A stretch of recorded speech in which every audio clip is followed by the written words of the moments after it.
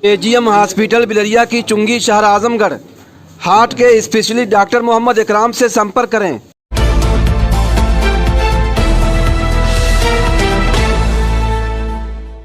जय हिंद, आदाब। मैं हूं शमीम जराजपुरी और आप देख रहे हैं खबरों नज़र चैनल। सबसे तेज़ और ताज़ा समाचार देखने के लिए बने रहिए हमारे साथ। अब खबर विस्तार से।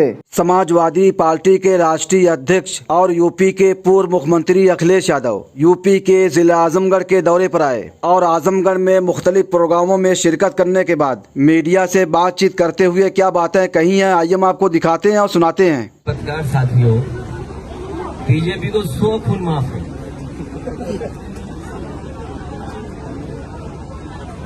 और कोई गरीब समाजवादी पिछड़ा मुसलमान होगा तो बुलडोजर चला जाएगा। ये इनकी रणनीति है। बीजेपी के लोग कुछ भी करें, वो रणनीति का हिस्सा है कि उनके खिलाफ कुछ नहीं होगा। मुख्यमंत्री जी सुबह से शाम तक नगर निकाय के चुनाव में अपराधी, गुंडा, बदमाश जाने क्या कहते थे। उन्होंने कभी अपनी चार्जशीट नहीं देखी होगी या जो उनके ऊपर मुकदमे थे वो कभी नहीं देखे होंगे उन्होंने। ये सवाल तो बीजेपी को जवाब देना चाहिए।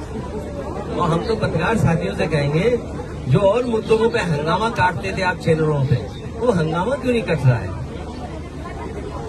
अगर आप ही लोग हंगामा काट दें तो मैं कहता हूं कल कार्रवाई हुई और बेटियों का सम्मान हो जाएगा। हुआ है नगर निकाय का, और लखनऊ में बैठ करके मुख्यमंत्री जी ने सबको बधाई भी दे दी।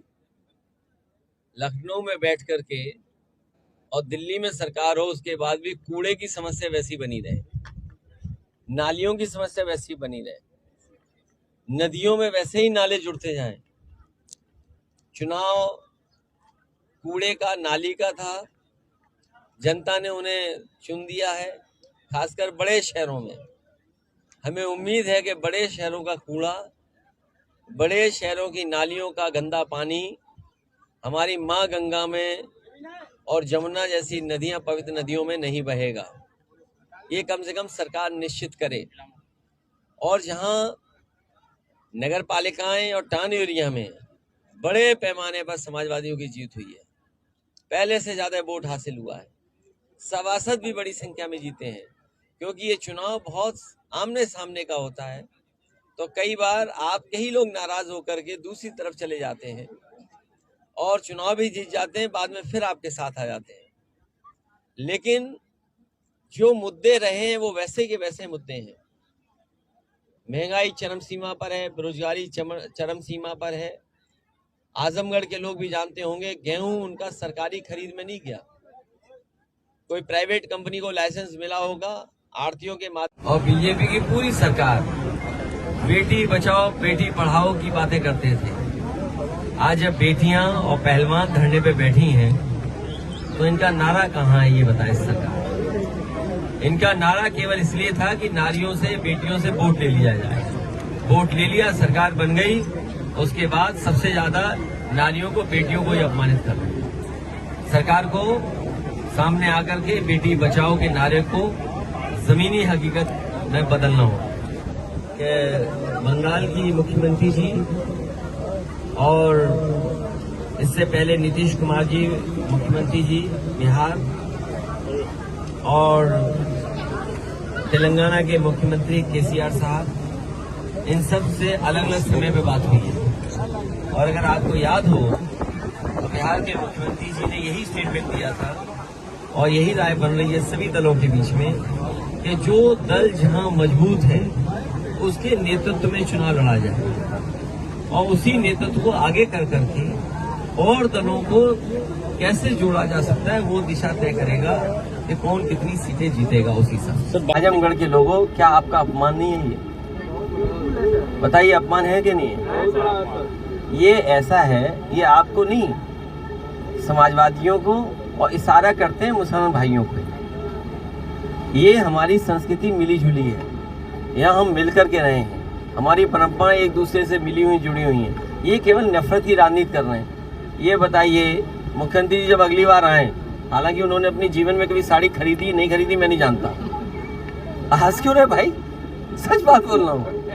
अच्छा ये बताइए, यहाँ पे मैंने बुनकर भाइयों के लिए कि बुनकर भाई हमारी मुबारकपुर के लोग साड़ी बनाएंगे और साड़ी बेच सकेंगे, यहाँ पर साड़ी बेच सकेंगे यहाँ पे। ये कितनी अच्छी बनाई बताइए। अरे रुक जा भाई, रुक जा थोड़ी देर। जो मुबारकपुर में साड़ी का बनाया था केंद्र, विपणन केंद्र, कितनी दुकानें सोचो। हमारी इच्छा ये थी कि जो हमारे बुनकर भाई साड़ी बनाते हैं उन्हें एक स्थान दिया जाए जिससे वो बनाए, बुने और अपना कीमत ले सकें। जो माध्यम से पहले करते आए हम उसको नहीं रोक रहे हैं, लेकिन वो अपनी भी बेचना चाहें, कारोबार करना चाहें। हालांकि आज तो ऑनलाइन भी है, सब चीज़ें हैं, लेकिन व्यवस्था की थी। न केवल मुबारकपुर में, भदोई में कारपेट बाजार बनाया एक्सपोर्ट के लिए, लखनऊ में शामियाबाद बनाया, नोएडा में सबसे कीमती ज़मीन दी बुनकर भाइयों को, बुनकर बाजार बनाया। तो इसीलिए बनाया कि इनकी मदद हो।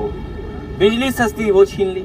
इसीलिए मैंने कहा कि मुख्यमंत्री जी को साड़ी वगैरह के कारोबार से कोई लेना देना नहीं है। बुनकर भाइयों की समस्या का समाधान क्या हो उसके लेना देना नहीं है उनको। उन्हें तो बस नर्सरी याद आती है और वो अपने आप को भूल जाते हैं कि उन पे काय के मुकदमे थे। सर, हमारे पड़ोस का जिला गाजीपुर भी है। हाँ बता, गाजीपुर बाबे, गाजीपुर का ये जत्था बलदानी है, गाजीपुर का पानी है। बता भाई, किसान को ज्यादा मुनाफा मिल जाता, लेकिन सरकार की नीयत और मंशा यही रही है कि उद्योगपतियों को लाभ पहुंचाएं, बड़े सेठों को लाभ पहुंचाएं। उसी के तहत पूरा का पूरा उत्तर प्रदेश का गेहूं प्राइवेट हाथों पे सरकार ने बिकवा दिया। और बड़े शहरों में जब ये आटा बन करके, बिस्किट बन करके या सूजी का आटा बन करके आएगा तो आपको महंगा लेना पड़ेगा। पैक्ड आटा कितना महंगा है, ब्रेड महंगी हो गई होगी, बिस्किट महंगा हो गया। और कई बार मैंने उदाहरण दिया, महंगाई और मुनाफा पार्ले जी से सीखना चाहिए। जैसे जैसे महंगाई बढ़ी है उन्होंने अपना मुनाफा कम नहीं होने दिया। महंगाई बढ़ती चली गई तो उन्होंने पैकेट छोटा करते चले गए। और वो दिन दूर नहीं कि भारतीय जनता पार्टी की सरकार में पार्ले जी का बिस्किट पैकेट लेने जाओगे तो एक मिलेगा, एक का पैकेट आपको मिलेगा। पहले इतना था, अब इतना हो गया। ये सरकार रही तो एक बिस्किट का पैकेट मिला करेगा आपको। तो इस तरह। और बगल में ही ये सठियाव चीनी मिल, ये हमारे आजमगढ़ के किसान भाई आंदोलन करते थे और जब कभी नेताजी या समाजवादी लोग आते थे तो यहाँ पर चीनी मिल की मांग होती थी। अब चीनी मिल सबसे आधुनिक लगी है, उसके जितने भी प्लांट हैं उसके बाद सब आधुनिक हैं। इथेनॉल प्लांट लगना था, बिजली बननी थी, ये जो मोलेसिस निकलता है इसको सही इस्तेमाल होकर के आसपास बदबू ना आती उसका इंतजाम होना था। लेकिन जैसे ही समाजवादियों की सरकार गई सब काम रोक दिया। और सुनने में आ रहा है, सच्चाई आप लोग बेहतर समझेंगे और हम आंकड़े भी निकलवा लेंगे कि चीनी मिल तो बन गई, बकाया है, और अब किसान का दिल भी नहीं लग रहा, मन भी लग रखा है गन्ना पैदा करें। जहां समाजवादियों ने दोबारा गन्ने का क्षेत्र बढ़ा दिया था, बीजेपी की सरकार आई, क्षेत्र कम हो गया। वही एम्बुलेंस चल रही है, इलाज नहीं कर पा रहे हैं। एम्बुलेंस में बैठे बैठे लोगों की जान जा रही है। एम्बुलेंस को धक्का लग रहा है, गाड़ियों को धक्का लग रहा है, पुलिस की 100 नंबर को धक्का लगाना पड़ रहा है। मंत्री जिस गाड़ी में जा रहे हैं वो फंस रही, उसमें धक्का लगाना पड़ रहा है। मंत्री जवाब नहीं दे रहे हैं, भाग दौड़ रहे हैं सड़क पर। और कारभाग डीजीपी, एक डीजीपी कारभाग, फिर दूसरा, फिर तीसरा। हमें तो लगता है ये सरकार भी कारभाग की तरह काम कर रही है, कोई मन लगा के काम नहीं कर रहे हैं। इसके पीछे क्या वजह है? इसलिए आजमगढ़ के लोगों से मैं कहना चाहता हूं, इन्होंने सब व्यवस्था खराब कर दी। न नौकरी है, न रोजगार है। अग्निवीर जैसी टेम्पररी नौकरी और आरक्षण के साथ खिलवाड़। ये आरक्षण का खिलवाड़ ऐसा है कि 50% भर्ती करते जाएंगे, बाद में पिछड़ों का, दलितों का, मुसलमान भाइयों की गिनती खत्म कर देंगे।